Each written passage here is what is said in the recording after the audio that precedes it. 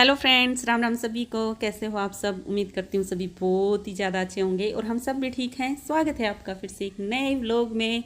और अभी है ना सुबह सुबह का टाइम हुआ है और दीदी आ गई थी काम करने के लिए, तो वो जब झाड़ू लगा रही थी ना तब साथ साथ में मैंने डस्टिंग कर दी और फिर नहा धो के पूजा पाठ करके और अभी मैं लग गई हूँ अपने फ्रूट काटने। तो सुबह सुबह तो हम खाली पेट फ्रूट ही खाते हैं।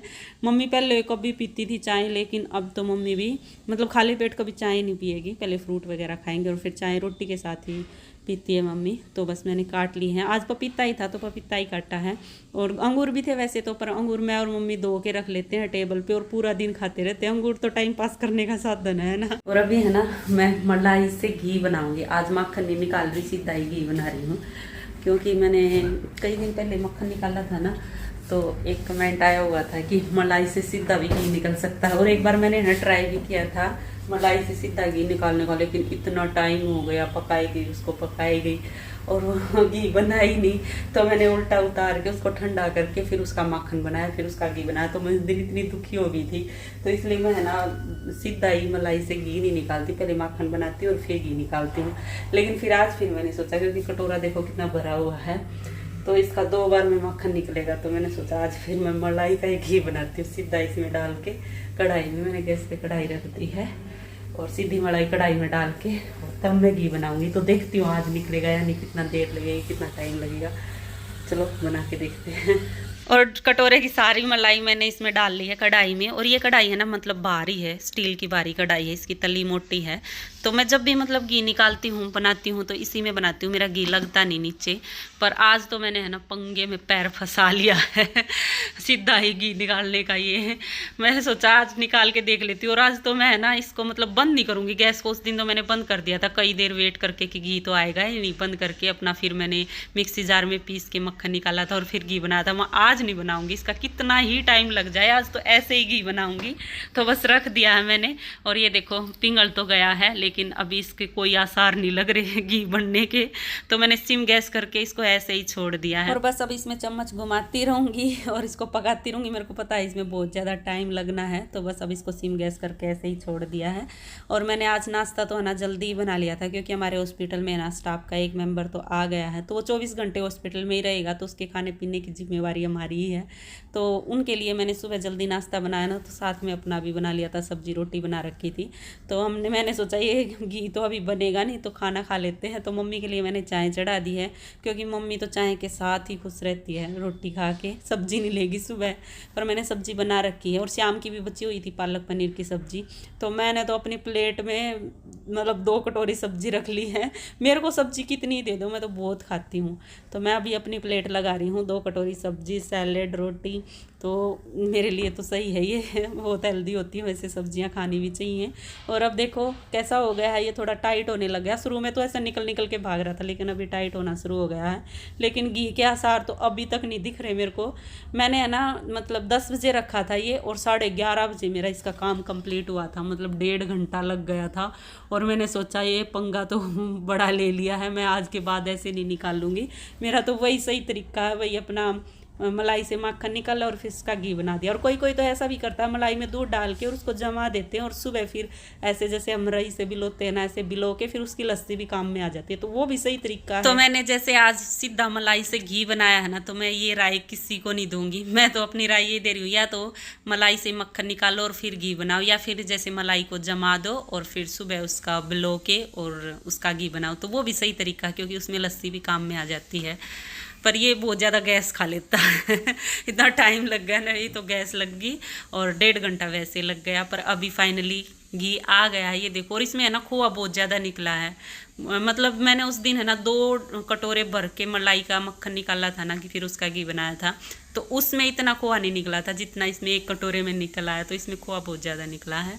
और बस अभी मैं इसको छान लूँगी ठंडा होने के बाद। तो मैं इसको 2 बार करके छान लूँगी, क्योंकि इसमें मेरे को लग रहा है ये अच्छे से छनेगा नहीं। तो मैंने पहले कटोरे में छाना और फिर अपनी डोली भरी है घी की। और अभी है ना दोपहर का टाइम हुआ है और मैंने बनाई है कॉर्न की चाट। मम्मी ने तो खिचड़ी खा ली, लेकिन मेरे और सुमित के लिए मैंने कॉर्न की चाट बना ली। तो इसको है ना कॉर्न को मैंने वो पानी डाल के और नमक डाल के उबाल लिया था और फिर इसमें प्याज, टमाटर, खीरा और छोटे छोटे पनीर के पीस ये डाल दिए और ऊपर से चाट मसाला डाल दिया और थोड़ा सा नमक डाल दिया, तो चाट बन के तैयार हो गई। धनिया डाल दिया, तो बहुत ही ज़्यादा टेस्टी लग रही है खाने में, एक नंबर की। हेल्दी तो कितनी है ना, क्योंकि है ना अभी दोपहर में इतनी भूख नहीं थी, लेट ही नाश्ता किया था हमने और हैवी नाश्ता कर लिया था आज। तो मैंने सोचा अभी मैं कुछ हल्का फुल्का बना लेती हूँ, तो इसलिए मैंने एक चाट बनाई है, बहुत ज़्यादा स्वाद बनी है, खा लेती हूँ मैं। और ये देखो अब की बार किचन साफ करने के लिए हम ये लेके आए हैं। आंटी तो यूज करती है, हम पहली बार यूज करेंगे। पहले तो मैं ऐसे कॉटन के कपड़े से साफ कर लिया करती, या फिर वो छोटे आया करते ना जो इतने छोटे छोटे से वो किचन साफ करने के, तो वो भी यूज करती थी, लेकिन ये वाला मैं पहली बार यूज कर रही हूँ और आपको भी दिखाती हूँ खोल के कैसा है। आंटी तो बढ़िया बता रही थी, आंटी यूज करती है ना, तो उस दिन आंटी गई थी हमारे साथ, बोले ये ले लो ये सही है। और कई बार है ना, जैसे मैं पहले किचन साफ करती थी ना, तो कई सारी बहनें पूछती थी कि आप किससे साफ करते हो, ये किचन वाली स्लेब किससे साफ करते हो। तो पहले तो कॉटन के कपड़े साफ करती थी, अभी इससे करना शुरू करेंगे। अभी इसको मैं आपको खोल के दिखाती हूँ और साफ करके देखती हूँ कैसा है, हम तो पहली बार यूज कर रहे हैं। तो खोल लेते हैं इसको। लाया तो कई दिन का रखा था, पर बस निकाला ही नहीं था। इसमें कितने पीस हैं? एक ही पीस है भाई, आंटी करी थी 2 पीस है, पर इसमें एक ही निकला, एक ही पीस है इसमें। और इसका रेट बता देती हूँ मैं आपको, रिलायंस से ही लेके आए थे हम, 130 रुपए। 130 का ये टॉवल ही है, छोटा टॉवल, पर बहुत ज्यादा सॉफ्ट है, तो जिससे पानी अच्छे से सोख जाएगा, तो किचन बढ़िया साफ होएंगे। अभी साफ करके देखती हूँ मैं। गैस वगैरह सूखा तो ऐसे गिल्ले से भी पानी में गीला कर लूँ। अभी इसको गीला कर लाई हूँ, वैसे तो ही साफ हो रही है।